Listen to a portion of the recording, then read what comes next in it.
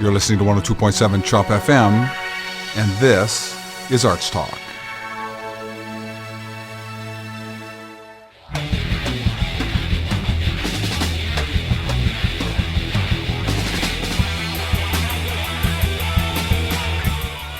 Good evening, you're listening to 102.7 Chop FM, and this is ArtsTalk. I'm Dave Peters. And I'm Taylor Koss. And this show is dedicated to bringing the arts to Newmarket. Oh, yeah. Oh, yeah. We'll talk to artists about what they do, how they do it, and more importantly, why they do it. And if you're in the arts and would like to appear on this show, there are a couple of ways you can contact us. One of them is you can look us up on Facebook, ArtsTalk Radio, and send us a message there. Or you can send us an email to newmarketartscouncil@gmail.com. And don't forget to tune in every Friday at 5:45. Every Wednesday at 6. Are we confusing everyone now, Dave? You would think that the hosts of the show know what time the actual show is on. Just listen all the time. Just always, listen. Yeah. Keep her tuned to 102.7. You'll stumble across us from time to time. And there is good music playing like all day long. Absolutely. Too, Very eclectic playlist here. You never know what you're going to get. Yeah. So, our guest this evening is Mike Stanfield from Blackdog Ballroom. Mike, welcome. Hello, thank you very much. We're thrilled to have you here tonight, and we're going to hit yep, we right are. After. We're going to talk to you about what you do, how you do it, and perhaps more importantly, why you do it. I must think of how I do all that then.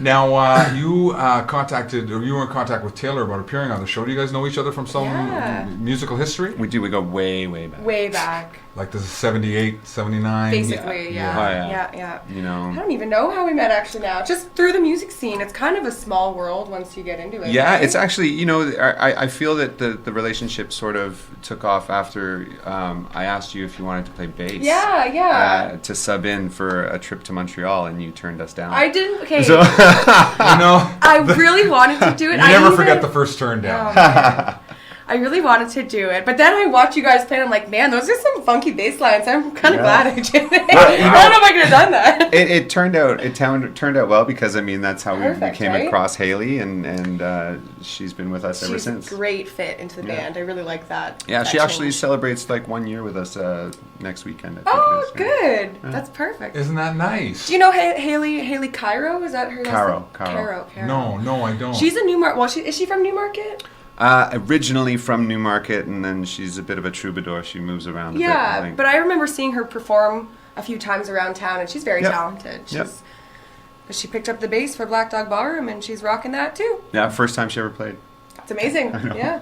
No kidding. I don't want this to sound sexist or stupid, but there are a lot of interesting, talented female bass players in rock. Yeah. Right? And you can go back quite a long way. Maria Alftamar, Melissa Alftamar, forgive me. Darcy from Smashing Pumpkins. Right. Yep. You got the whole Runaways. Jackie Fox, right? That's her name. Yeah. None of them could play, but Actually, yeah, I'm pretty sure that they recorded. Like Jackie Fox isn't playing bass in that record, or in one of them, all of them. I don't know. Yeah. But still, women on bass in rock is a thing. Yeah. Yes. And Mike, maybe this would be it, since we're talking about the bass player, to talk about the members of Blackdog Ballroom. Yes, yeah. Well, as I said, we got Haley on bass. Mm-hmm. We have Chris O'Hare on lead guitar. Related to Justin O'Hare? It's quite possible. Chris, if you're listening, are you related to Justin? Is that your brother? Anyway. I believe, that's possible. It's very possible. Okay. And Chris is ex of the Fiscals. Yeah. So same guy. Okay. Yeah. We have established, Chris, that Justin is your brother. So you can stop questioning that. Okay. No need to call the station. We have verified. We have blood tests, and we are good to go. So you got Chris O'Hare on lead guitar, and Rob DeSimone keeping it solid in the back on drums. Count to 4. Yes. And your role is lead vocal, rhythm guitar. Lead vocal, rhythm guitar. I do the writing. Principal songwriter in the band. Yeah, only songwriter. Want to talk about songwriting a little bit? Yeah, absolutely. When did you start? I started writing when I was 7 years old. Is that right? Yeah, I did. And it's a funny story. Well, I guess it's funny. Let us be judge of that. Yes, yeah, you can let us know. Growing up, I had an imaginary friend.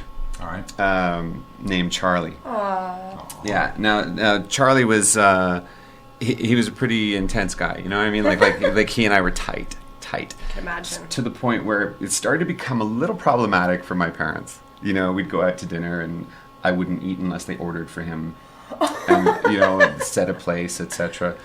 So they tried a few different things to get rid of Charlie. And then one day, my father brought home. He came home and he sat me down and he said, "I want you to listen to this song, and I want you to listen to the lyrics very carefully, right?" And it was a song by the Hollies, and in the song it references a dustbin man named Charlie, and he dies in the song. And so at that moment, I kind of put it to the likeness of, you know, I became aware of reality through music, you know, and that's when I started writing songs. That's crazy. You know? What Holly song was it? You know what? Charlie the up the Dustbin lyrics, Man yeah. or something like that, something along those That's lines. an I can't awesome remember the story. title. I do have a copy of it. Like I Wow. have the LP still. So thanks to Charlie, I guess, for Blackdog Ballroom, right? Yeah, thanks to my dad for Sorry, killing yes. my best friend. And in later years, did you ever discuss that with him? Like, No, I mean, you know, it was just one of those things. Like, he was, my father was very integral in my development as a musician and a songwriter, because you know, people always ask you, you know, who's your biggest influence, and you hear, you know, the typical answers and etc. And I have to say that mine is my father for sure. You know, we would sit down weekly and we'd just listen to albums, and you know, from the time I was 7, and he'd talk about the harmonies and who was singing what and what instrument was sort of carrying the song, etc. Sure. And the rhythm structures and whatnot. And it was kind of like church for me. That was my church. Yeah. You know. So yeah, it was, you know, and it was a varied range of music. So from jazz to, you know, funk, pop, punk, right? Mm-hmm. And then he would, as I picked up, you know, steam with the songwriting, he would challenge me to write in different genres, because he didn't want me to get pigeonholed and just write in one sort of Well, he vein. seemed to teach you a lot. He kind of taught you how to listen and write. Yeah, he and all just those and things. it was all without teaching. It Cool. was just Yeah. doing. Yeah. You know what I mean? Yeah. And influencing. That's and- beautiful. and- yeah, it was great. Very He was a nice. great man. You know, and just he really play influential. as Yeah, well? yeah, he was fantastic. Cool. He was really Very nice. really good. that's just a great story. It is. Yeah. My heart's Yeah. melting a little bit right now. That's so nice. Yeah, That's really, yeah. really cool. Yeah. That he was able to share that with you. Yeah, and you know, and it was great that he challenged me to write these things, because you know, he'd say, "Okay, go write me a country song." I'm like, "Really?" You know, I'm like, and he's like, "Yeah, you know, the country's great. Like, there's a lot of really, you know, key elements in country music, you know." And I'd be like, "Oh man," you know, and so I'd go down and fiddle about and come up with a country song and play it to him, and then you know, he's like, "Go write me a rag." I'm like, No kidding. "Really, man, you're killing me, Dad." You know, and actually, that is one of my still all-time favorite songs that I've ever written. Really? Yeah. The yeah. first ragtime song that you wrote? Yeah, yeah. How does it go? It's called "Honey Don't Leave." You know, Can you it's sing like- us a little bit? It's like, "Honey, please don't go. I said I had no way to know that she was that kind of girl." Woo! Mike like Stanfield that. in Yeah. the house. That's great groove. Yeah. So that's from the mind of the 7-8-year-old Mike Stanfield? Yeah, the "Honey Don't Leave" was probably around 12. Around 12? Or Yeah. You're more That's mature. amazing. Yeah. You're more Yeah. mature artist by that point. Yeah, you know, I had some semblance of what like girls were all about. You know, Yeah. So You're very mature. yeah, So did you pick up an instrument before you started writing? it's pretty much the reason I did pick up an instrument was To facilitate the songwriting? Yeah, you know, I never really wanted to. I had no interest in playing other people's music, Right. right? You know, But you could have just been a poet, right? And you just string words together and, Right. you know. yeah. So and then I figured, you know, it needed that. I guess through all the sessions of listening with my father, etc., and talking about the musical element of a song, I figured I'd better play an instrument. Was So it I used guitar to. first? Yeah. I used to take his guitar when he was out and about and try to remember where his fingers were and etc. And it was cool. So for he comes home and I'm like, hey, I want to play you something. He's like, okay, and it was a song it was a Beatles song. Well, the Beatles made it famous in my mind, Twist and Shout, right? Okay. Right. So I play it to him, and he goes, that's really good. He goes, it's in the wrong key. Go figure out the right key. Aww. So I'm like, and I tell people now, that was the greatest music lesson I ever had. For sure. Because he didn't show me the key. No. I was one tone away. The song's in D, I played it in E. So he's like, okay, he's got an ear. Let's get him to develop it, right?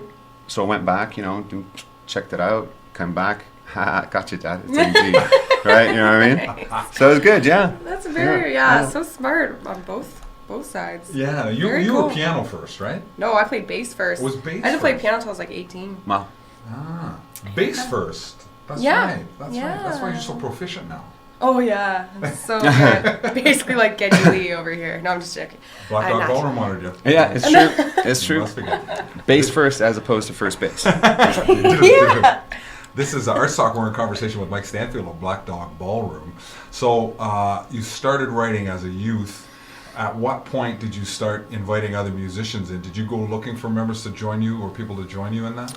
Yeah, I mean, I always wanted to put a band together, right? And I just didn't know any musicians at that age. Sure. There wouldn't have been many at that age. And there's Right. less ways to find musicians too, right? Right. Back in those days. So and you get together with your friends and like, "Hey, let's put a band together, and none of them can play instruments, so it's like, okay, this isn't really working for me.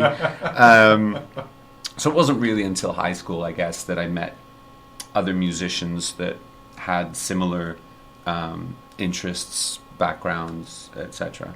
Did you go to high school in this area, in the York region, or? North York, Willowdale area. Okay. Yeah, Brebeuf, Saint Jean de Brebeuf. Brebeuf.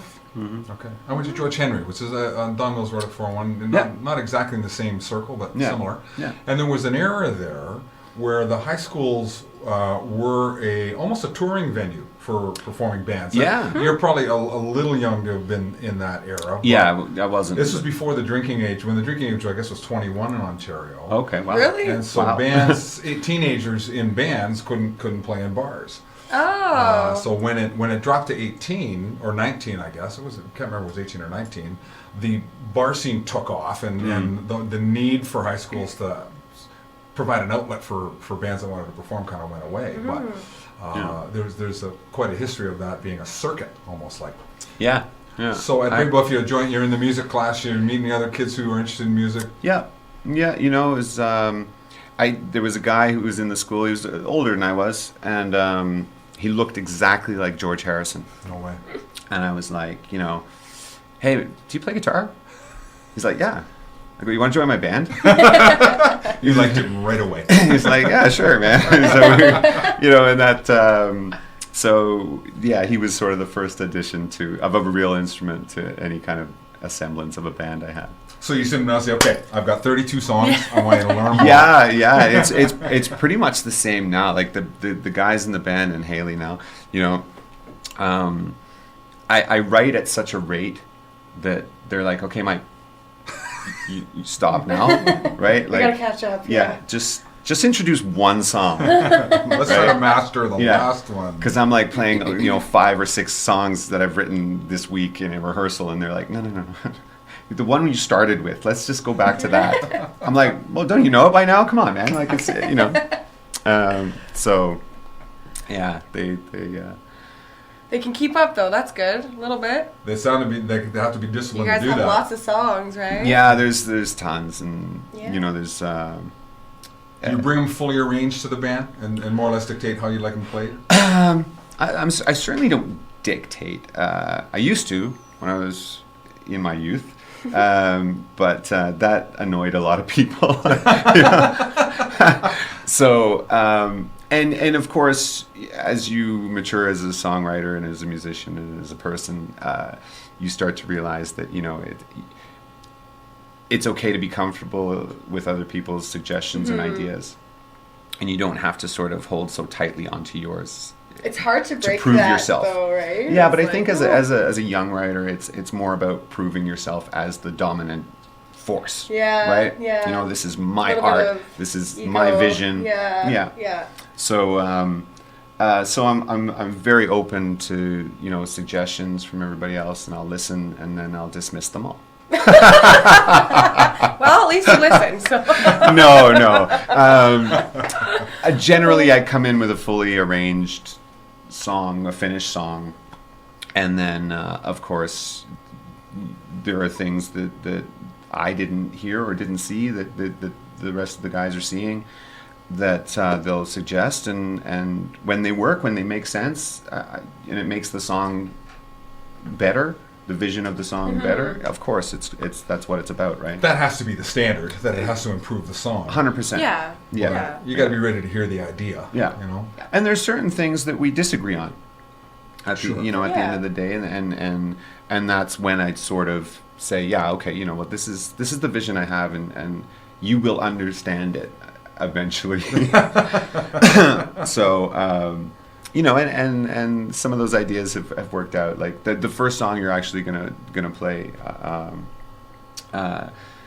we were recording it. We recorded it ourselves in my drummer's studio, and so he's engineering the record and everything like that, and we're going through this, and I'm like, you know what? In this middle section of the song, I want to do a backwards guitar thing. Oh, cool. And he laughs, and I'm like, no, I'm serious. Cool idea. And he's like, no, come on, Mike. I'm like, no, listen, it's gonna work. Trust me. Like, just go with it. Let me do it. And and afterwards he's like, yeah, you bastard.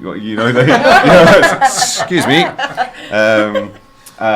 Yeah, he's like, yeah, it works. Good. So sometimes you just got to have faith in the vision. yeah. Yes. And he and Rob and I have a really good relationship in the sense of music, because I sort of I've explained it to people in the sense of, I'm like this hot air balloon that's like trying to soar out into the space, and he's kind of holding the rope at the bottom. He's that sandbag. Tethering me a little bit, and I'm pulling him up a little bit, so we're kind of just meeting in that beautiful middle space, One's fire and the other one's ice, and you get lukewarm water. Yeah, there you go. Nice one, man. Yeah, Blackdog Ballroom. There you go. So why don't we go to that song then? So this has the backward guitar in the breakdown. in the breakdown So in the middle of good. the track. All right, so this is "Don't See You" by Blackdog Ballroom. Don't you see? Don't you see? Don't you see? Yeah. I'll get Don't your you glasses. This see? is this is dyslexia.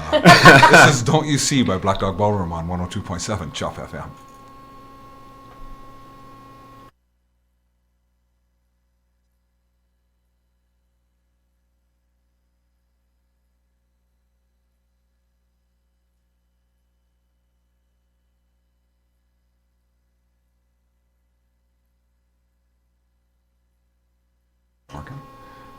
We have a broadcast issue here with the first Blackdog Ballroom recording. Taylor's working on it right now. Maybe is the. Any- Oh, there we go. Let's listen to this. Here we go. Here we go.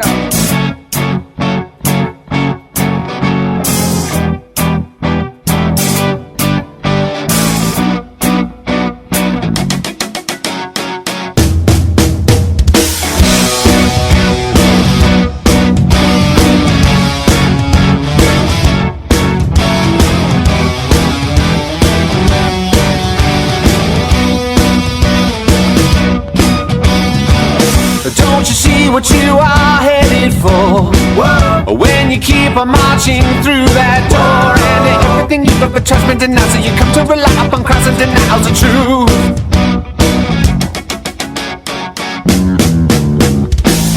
Don't you see what you have done, my friend?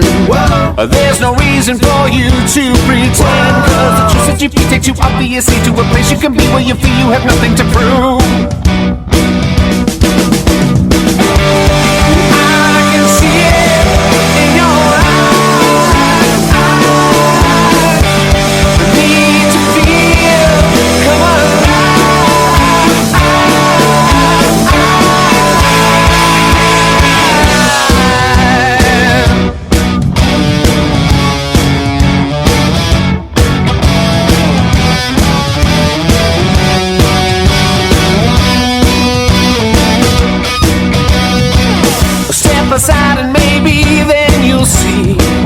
the vibrant beauty of serenity. And you're wondering why you would never rely on the feelings inside that is fine and crowded to you. I can see it in your eyes. I need to feel, come alive.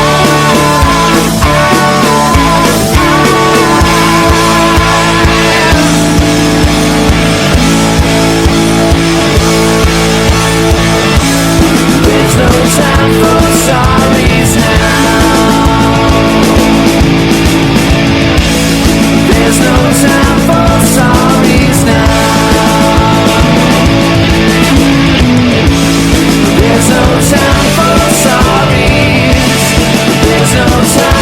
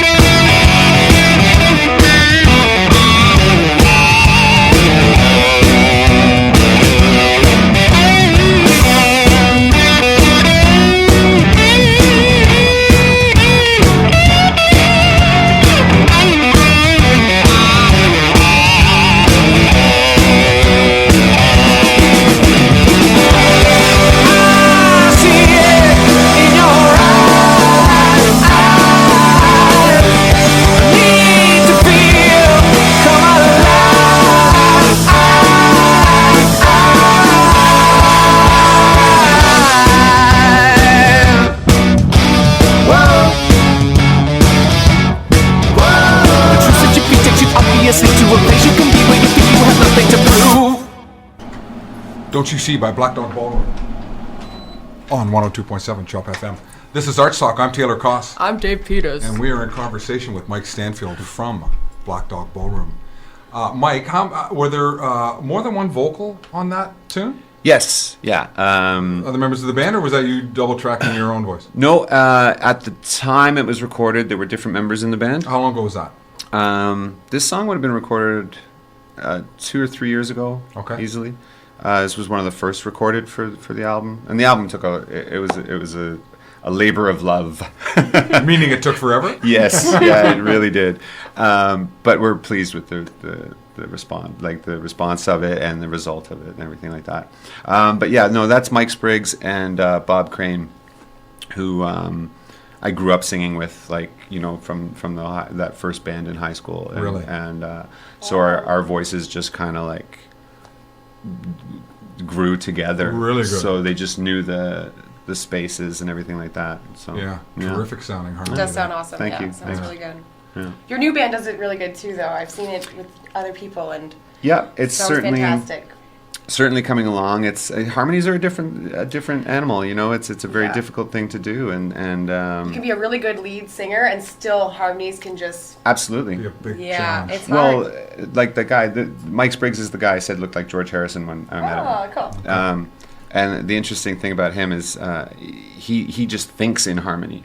You know, even when he would go to sing a lead, it would be a harmony line. Like you know, I'd be like, Mike, you're singing a harmony line. Like I'll sing the lead. Like you're just sing the harmony. Yeah. But yeah, he just had this uncanny ability to, you know, some people have perfect pitch, and he just had perfect harmony. Wow. You know, yeah. it was amazing. What a great asset to have. Seriously, really, yeah, seriously. yeah. It's insane, actually. What caused him to leave the band, if I may ask? He left the band, like the original band that was, you know, the high school thing. It wasn't Blackdog Ballroom at that time. No, we were together all throughout high school. Went to New York, you know, sat with EMI and the whole deal, and we came back from that trip, and it proved to be unsuccessful. Okay. For one reason or another that doesn't really need to be explained, but. So at that time, I think the rest of the band came back pretty dejected and feeling a little jaded about everything, and they just left the band the band disbanded. No kidding. It's very unfortunate. It is. Yeah, and then over the years, I just pulled them back in one by one. Good. You know, under the guise of, look, you know, I just need somebody to help me out for this show. And like, then 4 years later. So the current lineup is 2 people from that original? Yes, the drummer, Rob, Yeah. and myself. So you've been playing with Rob since you were a teenager? Yes, Wow, yeah. I didn't yeah. know that. That's awesome. Yeah, a long time. So Yeah. a real strong musical connection there. Yeah, I mean, and Rob has said, you know, he's played in other bands. Like, you know, he was in that first band that disbanded when we came back from New York, and then it was a good, you know, 6 or 7 years before I pulled him back in. He was the first one I pulled back in. Right. And he had said, you know, like playing with other bands was okay, it was enjoyable, but there was no feeling like he had when he played, you know, my written material. Exactly. There An was just understanding of whatever languages it is you were speaking. Yes. That he totally got. Yeah, and there really is. It's hard to explain, and I don't know if people truly understand but there is an element where I just know that he is hearing what's in my head and plays it. You know, he just plays what's in my head, and he just feels that groove, I guess, that's inherent in what I do. There's a lot of shots in the songs on the up, and he grabs that. And we've had to use sub drummers every once in a while, and that is the one element that a lot of them just can't sink into, is Right. that shot on the up, that anticipated shot, you know? Yeah. Whereas it's very natural for Rob. So It's got some kind of magic, really. Yeah. Definitely. It's you know, and I've played with some like heavy hitter drummers, man, like, you know, like guys who've you know, Dave Languth who toured with Nelly Furtado and Yeah, you know, I've heard of him like before, yeah. man, this Skilled guy, players. he is like off the So you played with him before? many times. That's cool. My first drummer, Yeah. well, not my first drummer, a drummer I used to play with named Timmy Law. That was his His like role model, but is, he would help him. Like he would play okay. with him and kind of was a student of his. Yeah. And I heard so much about David Languth. Languth. Yeah, he's off the chart. Like he's just like insane drummer. But again, like, you know, there's that wheelhouse feeling, like when Rob is behind the kit. You know everything is just gonna groove properly and right. And Right. And when you bring a new tune in, he's the first to get it. it's automatic. It's automatic. automatic. Explain it. Yeah. Musical soulmates. Yeah. Yeah. So when you're performing, you never have to turn around and look at them. Unless you're going to do something weird. No, I do. On occasion, you know, usually it's because like, hey man, what the hell was that? Are you freelancing? Yeah. Are you playing the right song, Rob? It's, you know. And then he'll sort of look at me and say, well, if you stuck to the set list, wouldn't be a problem. It's the hot air. He's like, Yeah. where are you going? Come back. So, How long is the set list? You've been writing for a long time. I mean, your the book of songs must be pretty big. But it's pretty extensive. I mean, at the moment, you know, I think what happens is you highlight certain songs for a length of time. yeah, and then you sort of pass on them, And then, bring new ones in. you know, new ones will replace ones that kind of just, for some reason or other, just fall out of the set. Right. You know, and you bring those back later and everything like that. And I think having the wealth of material is great because you can do that. You can sort of pull out a song that you haven't played in 6 or 7 shows and say, okay, let's play that one tonight. Right. You know, there was a song that I wrote that actually won me the John Lennon Songwriting Contest a number of years ago. And that was in the set for years and years What and song was years. it? All right. I wonder if Yeah. I've heard it. We played Yeah? it. Yeah, you Cool. would know it. And only like within the last, I guess, year, it's just fallen out of the set. You know, and it's sometimes it's a sad thing. You know, thinking, it's no, for sure. It's like you've had this song with Yeah. you like every show for years, Yeah. and then you want to make room for your new ones. Yeah. So you gotta, But it's also one of those things where, you know, you play these songs so often, and with having new members come in and out of the band, obviously you at first you need to rely on the recorded material, Right. like the things that are recorded, so that you can give them the songs to learn and chart, etc. Right. So that makes rehearsals, especially for a guy like me who writes so frequently, crazy, because they're like, okay, well, can we go over all right? And I'm like, are you kidding me? Like, I could play this song like in my grave, man. Like, you know what I mean? So rehearsing a song, like, but sometimes it allows you to do different things as well to the song and whatnot. So it makes it interesting. But my favorites obviously are the new ones. Like every new song I write, it's like, yeah, okay, we got to do this one. Good. You know, Yeah, it's so good to feel that way though, and you're excited. Yeah, exactly. It keeps that excitement alive. With all that time passing, though, it's funny when you have that enthusiasm about the new stuff, and then it passes. Now you look back a decade, and are you still happy with the music you were making back then?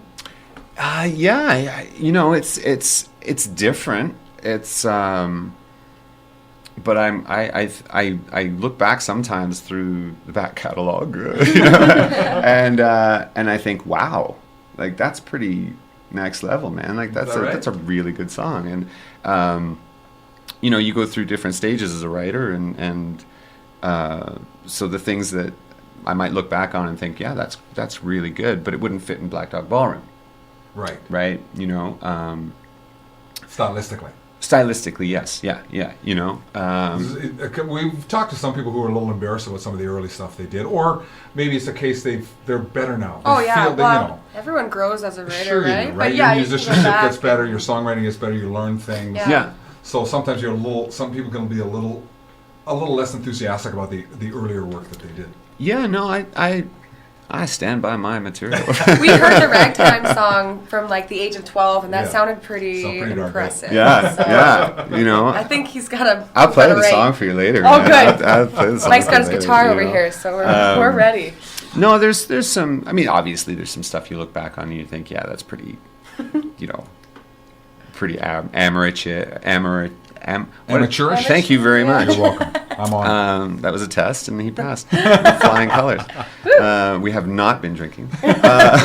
Well, some of us have not. Not here, anyway. Not in the studio. Yeah, not in the studio. It is frowned upon. Speaking of that, why don't we play this next track, Bodhi Tree? Bodhi Tree. So what do we need to know about Bodhi Tree? What is a Bodhi tree? A good question. Thank you. The Bodhi tree is the tree that Siddhartha sat under to gain enlightenment and become Buddha. Ah. Yes. So it's... So this is from your Buddha phase? Yeah, so, you know, I tend to be very spiritually connected to, you know, that sort of the inside of people and inside of yourself, and that always sort of striving for elevation and epiphany and elation, etc., and realizing that you know, you are the answer to anything you want. Yes, your happiness can only be found within you. Right, you know, Right. like, you know, you climb highest mountains, and the man seated there, you know, you asking him, what's the answer? And he points to you. Yeah, that's right. And you're like, man, I just climbed like 5,000 feet, and you're telling me I just could have looked in the mirror, you know? Thanks, man. Yeah, Michael had it too. All right, this is Blackdog Ballroom with Bodhi Tree on 102.7 Chop FM.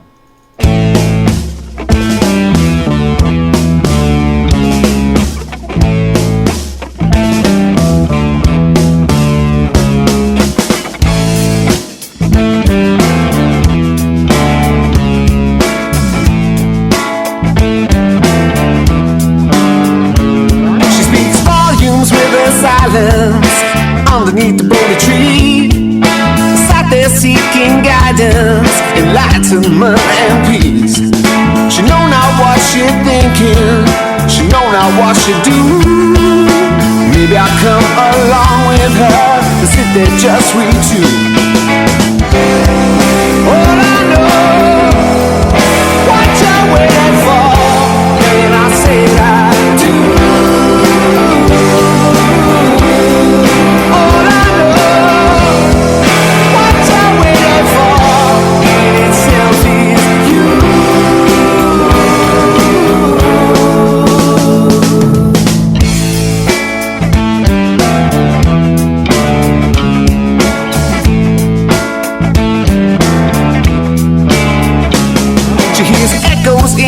Daydreams, voices of a future's past, the whisper in daylight when she cannot grasp.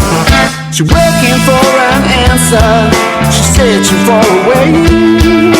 Maybe I'll come and take her hand, surrender to the day. All I know, what you're waiting for, and I'll say that to you. All I know, what you're waiting for, yourself is you.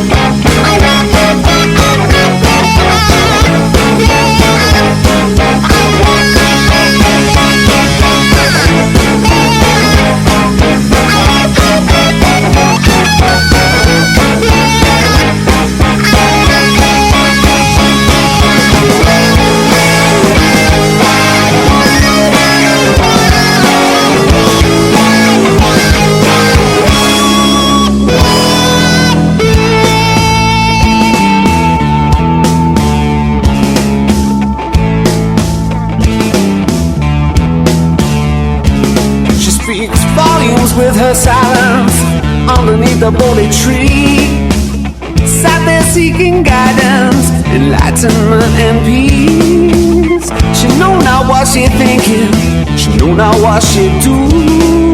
Maybe I'll come along with her, sit there just with two. Bodhi Tree by Blackdog Ballroom on 102.7 CHOP FM. This is ArtsTalk. I'm Taylor Koss. I'm Dave Peters. And we're in conversation with Mike Stanfield from Blackdog Ballroom. That was a more grimy, bluesy sort of groove than the first track we played. Yeah. Which I thought of as a little more bright and beatly, if I could say that. Yeah, sure. And now, when I can't help but think of the Zeppelin song "Black Dog" when I see your name. I wanted to ask about the name too, because I think it's something different. Oh, yeah, what would you think of? I don't know if this could be totally left field, but someone told me this Winston Churchill quote that had something to do with him calling depression a black dog or something like that. And now when I think of whenever someone says black dog, I always associate it with that, which. Yeah. I don't think you guys are about depression at all. No. But I always just think of a Blackdog Ballroom, and then I link it to that Winston Churchill thing. I'm like, oh, that's kind of cool. But it's totally not. Sorry. Yeah, that's all right. That was what I got from it. Is it either of those? No? It's neither. It's neither. No. We lose, Dave. We lose. I remember when I first changed the name of the band, and it was one of our first performances, and somebody came up from the crowd, and it was like, oh, it was before we played, and you must be huge Zeppelin fans. I'm like, I like Zeppelin, but no, not really. It's like just the assumption, right? Right. Yeah. No, the source of the name is I was in Manchester, England. This is probably about 5 years ago now, and I was just walking around. I had a day off from playing, and I stumbled across this bar called Blackdog Ballroom. Oh, and that's cool. So I went in, I checked it out. It was a great little, bar in the northern quarter of Manchester, and stumbled out a few hours later and, looked up at the sign again, and I thought, that'd be a really cool name for a band. Yeah. So I stole it. Good. It is. It is awesome. But they see that they are Black Dog Ballroom. Right. We're Blackdog Ballroom. Correction. Their symbol, I assume, was But a black lab or something, right? It is a black dog, yes. I don't know what particular breed it is, but I can find out for you. I actually returned like a year later with an album for them and dropped it off at the club. Awesome. Oh, that's so nice. Yeah, it was cool. Now, was that a tour you were on that took you to Manchester? It was a solo tour, yeah. I've done about 4 or 5 now, I think, solo tours over the last 5 years. Have you? And are you playing the same material, or is it different stuff that you play when you're on your own? No, it's the same material. I'm able to draw from the catalog a little more because I know all the songs. Sure. And some of the stuff you don't play with the current configuration or whatever. Right. Yeah. And then I'll throw in a few covers and things like that people can relate to. Who do you like to cover?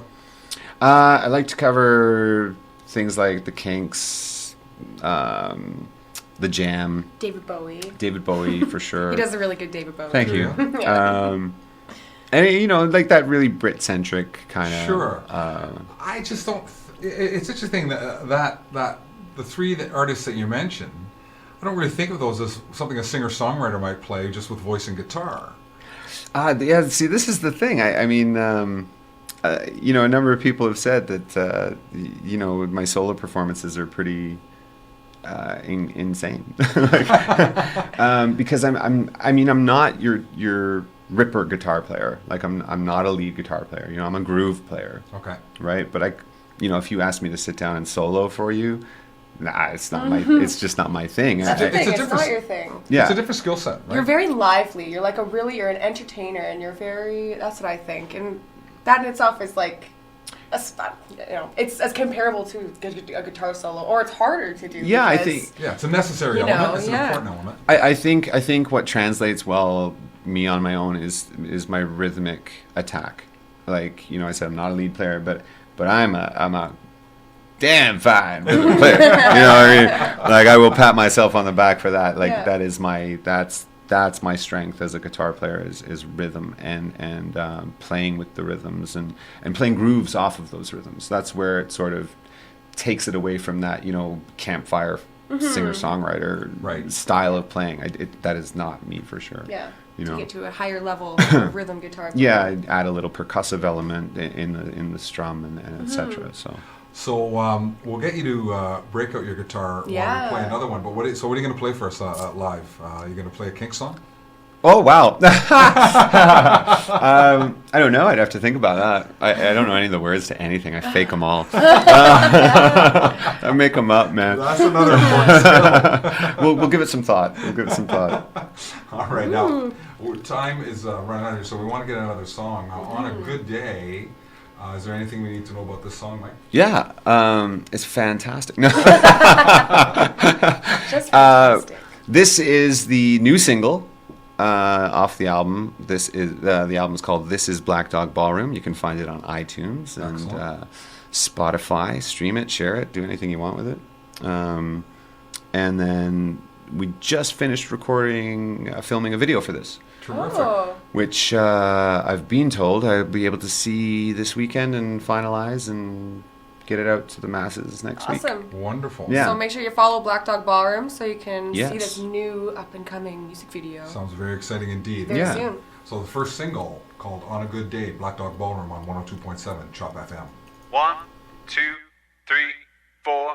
1, 2, 3, 4. 2, 2, 3, 4.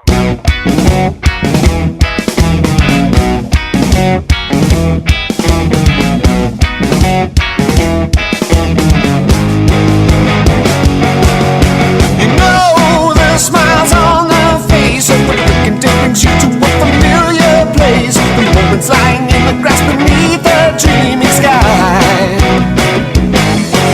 Well, you could see what you wanted to see, and dancing clouds bring endless possibilities. The way you wanna be is where you're supposed to be here now.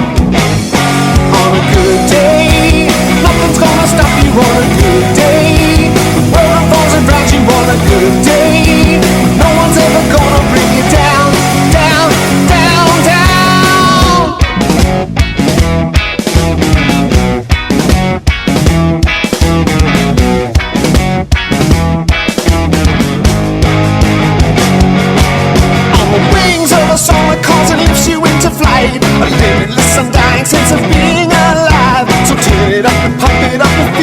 your spirit fly. Don't be afraid of getting near the sun. No, it makes no difference where the light comes from. And I'm always in the middle of what's and what's to come. On a good day, nothing's gonna stop you on a good day. The world revolves around you on a good day. No one's ever gonna bring you down, down, down, down.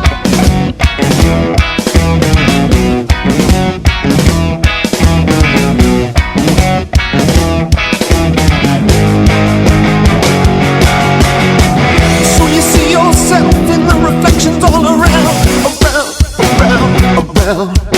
You can whisper, scream, and shout about it. Matters what you say, 'cause there's nothing in your way. And on a good day, nothing's gonna stop you on a good day.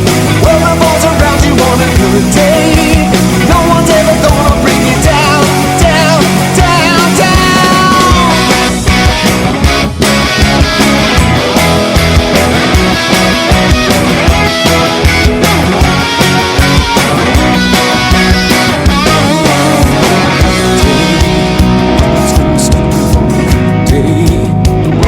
Around you on a good day.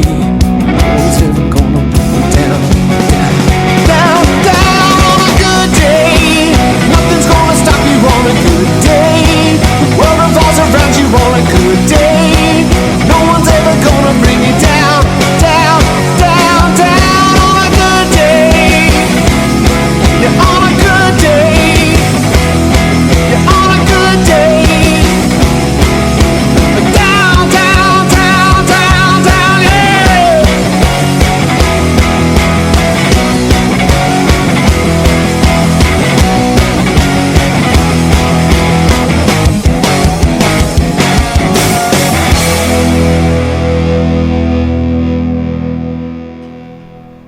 Blackdog Ballroom with On a Good Day on ArtsTalk. This is 102.7 Chop FM. I'm Dave Peters. I'm Taylor Koss. And we are in conversation with Mike Stanfield from Blackdog Ballroom.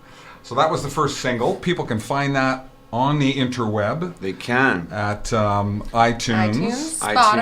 Spotify. They can go directly to our website, and all the links will be there. Which is what? BlackdogBallroom.com? This is Blackdog Ballroom. This is BlackdogBallroom.com. Yes. Look it up. Yeah. And you're also going to be, this show will be, and the links will be on the ArtsTalk Facebook page too, right?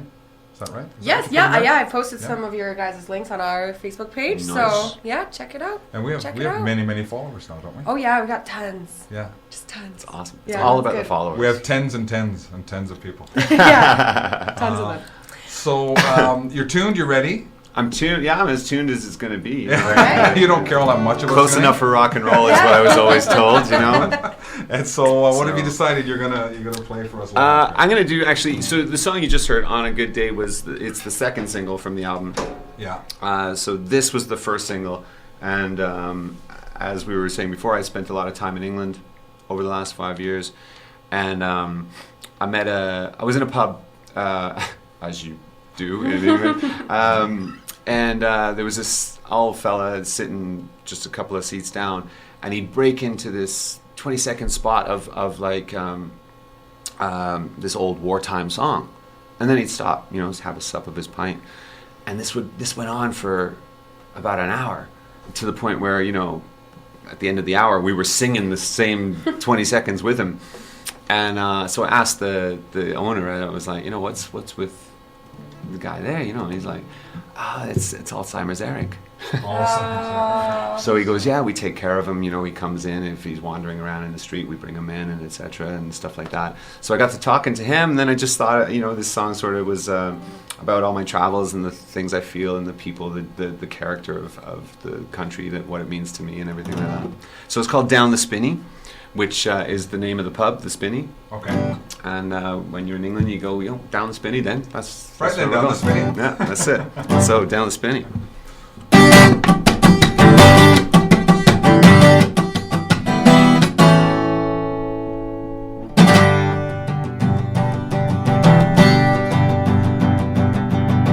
Dreaming of the cobbles, there is emotion. Hear the siren call reaching across the ocean. The visionary tramps, vagabonds and the heroes.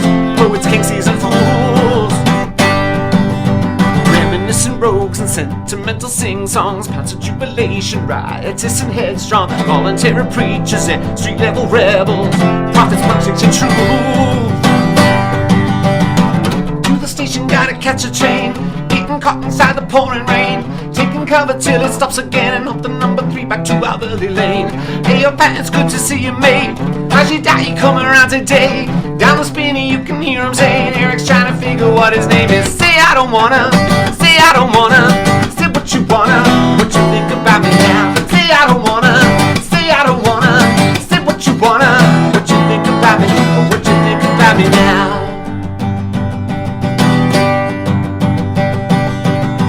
Reigns of revolution, city center circus, marching to the backbeat of insurgent workers, momentary misfits and subversive martyrs, sinning saints broken rules. Front room serenade the rows of brick and mortar, public houses call from each and every corner, commentary cheek, legless illuminations from poets, kings, and fools.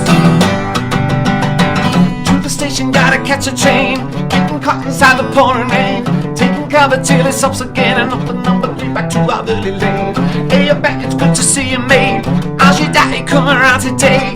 Down the spinney, you can hear him saying, Eric's trying to figure what his name is. Say I don't wanna, say I don't wanna, say what you wanna, what you think about me now. Say I don't wanna, say I don't wanna, say what you wanna, what you think about me, what you think about me now.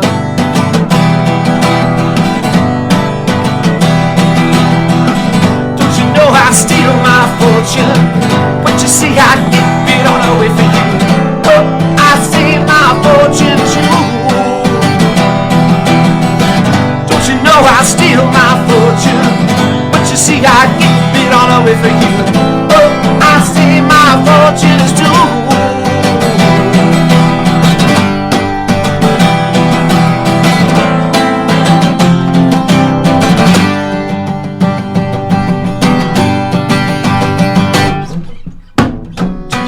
Gotta catch a train, getting caught inside the pouring rain, taking cover till it stops again, and up the number 3 back to Alberley Lane. Hey, your Pat, it's good to see you, mate. How's your daddy coming round today? Down the spinney, you can hear him saying, Eric's trying to figure what his name is. Say I don't wanna, say I don't wanna, say what you wanna, what you think about me now. Say I don't wanna, say I don't wanna, say what you wanna, what you think about me, what you think about me, what you think about me now. On the Spinney on 102.7 Chop FM. That was hot. That was awesome. Good. Thanks, man. And our listeners didn't get to see your special shirt you did after this. It's really impressive. He kind of like flips his guitar after to be like, it's like a finale. It's really a cool. special guitar spinning. I got my Did little- your dad teach you that too? No, that's all mine. Oh, that's a good one. I like that. That's a good one. I've only ever dropped it once. On stage? Oh, man. No, I was showing off. I was like, I kept flipping, just continuous flip, and then it was like, some little kid walked by and dropped it on. Karma. yeah. So can we zero in on that songwriting experience a little bit?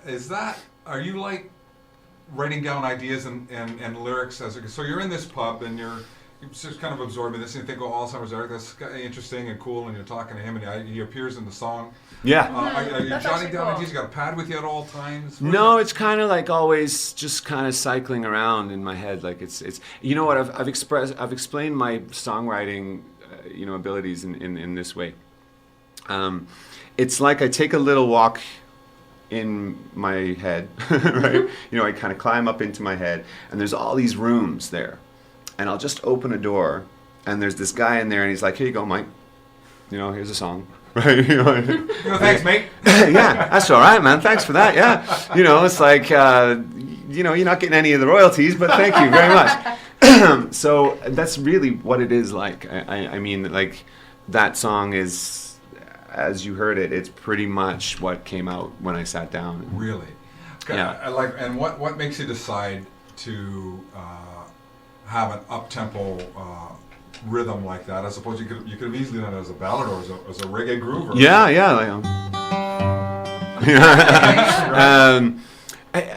it's just it's a spirit of something, and then I guess just the way I'm feeling at the time that I pick up the guitar. Yeah.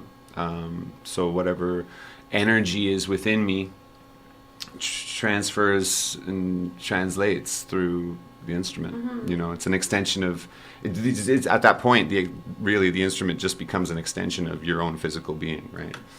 So it's not a case of sitting and concentrating and working on the rhyme and working on the structure, and then thinking about, okay, how is this going to sound musically? It all comes out in one. It's all very lump. subconscious, you know. Really? I mean, there's edits that I will do, like little edits here and there, Yeah. but generally, the bulk of it is there. And with this song in particular, I guess it was just a wealth of influence and Is this experience. dance, right? I mean, there's a lot of lyrics in Yeah. that song. Yeah. It almost sounded like a rap at one point. Right? The words were just coming hard. and Yeah, fast. that's one of my things too. I've been told is that like my lyrical in some of the songs, you know, that's like the something recognizable is that like I can fit a lot of words into a short space, and that's that. I think that's that percussive, like rhythmic element that I'm talking about. I right? would agree. Yeah, I was even thinking Eminem a little bit. Right? Just a I was lot thinking of the words. streets more because you got that Brit vibe. The There you streets. go. Oh my God! Yes, got it. You were thinking of what? Sorry. The streets. Oh, where you yeah, have yeah, that, yeah, like, yeah, yeah. British Yeah. rap sort For of sure. thing. Yeah, I think it's just, you know, as I said, I was exposed to a number of musical genres, and they've all kind of melted into me. Yeah, you know, that's right? amazing. You know? We are flat out of We time. are. So Yeah, let's great. talk a little Awesome. bit about shows that are coming up Yes. and opportunity for people to see you. So we know here in Newmarket, September 17th, Saturday. Yep, at the Grey Goat. At the Grey Goat. Market, Main Street. Main Street, great Yep. bar, best patio in Newmarket. Yes. By a long way. Yep. So it'll be Blackdog Ballroom along with Rubella and 3 other acts. Yeah, we got Food, Water, Shelter, King Bees, and BS 101. Wow, not to be Stacked missed. bill. No, Not thi- to be missed. This is an experience that you will want to see. I agree. 100%. Yeah, I that's mean, some wall-to-wall, really good acts. gonna be this is the awesome. happening of the year in York region. Right? It Okay, is. I kind of agree with Absolutely. that. It's Yes. like you know it's like Woodstock for For York for region rock, Newmarket. ultimate rock. And what else, Mike? Where else is the band playing? The night before, on the September 16th, we're in Toronto at the Bovine Sex Club. Not what you think. Punk rock bar, guys. It's only punk bar. rock. Yeah, nothing There's dirty. no swingers Oh, unless animals. they're in Anyway. disguise. Yeah, you know, you will not find. Yes. If I'm rock and roller, that's Yeah, it. absolutely. So the 16th at the Bullwine. But who are you the playing 17th. with? Is that the big show? That's a big show. Yeah, there are again a number of bands playing that one. We're with Rusty. Yeah, and, Rusty. Rusty. 90s alt rock. Yeah. Yeah, it's Yeah. gonna be a banging night. Oh yeah. And then the 18th, we get to grace the stage of Cruiser 11. Highway 11 Cruisers. Highway 11 Cruisers. Yes, Thank yes. you, Taylor. You're welcome. Again with Rubella and King Bees. So you know that again, that's going to be It's gonna be awesome. a next level thing.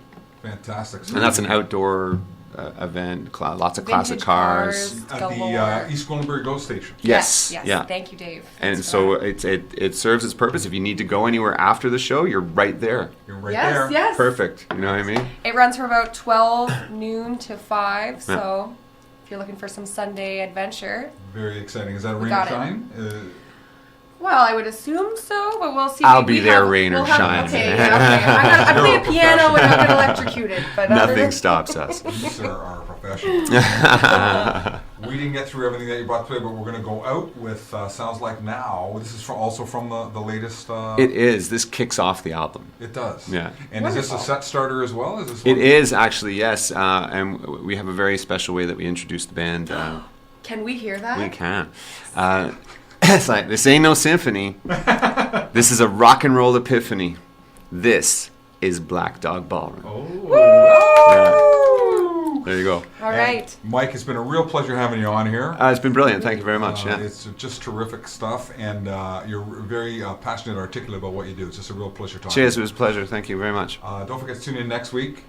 Where Next I guess week? will be Rubella. and we're going to start our new start time next week. Yeah, yes, we will. 6 o'clock. 6 to 7. 6 till Every 7. Wednesday. Every Wednesday. You've been listening to ArtsTalk on 102.7 Chop FM. Oh, I know that it's on. It sounds like now.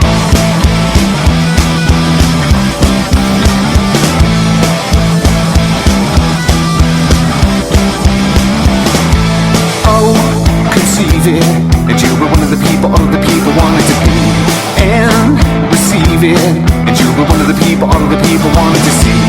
Oh, I know that it's on. It sounds like now if you would feel it, and you were one of the people, all of the people wanted to be. Oh, you know you're gonna love me too, you're gonna love me too, because you can't help yourself. Oh, you know you're gonna love me too, you're gonna love me too, because you can't help yourself.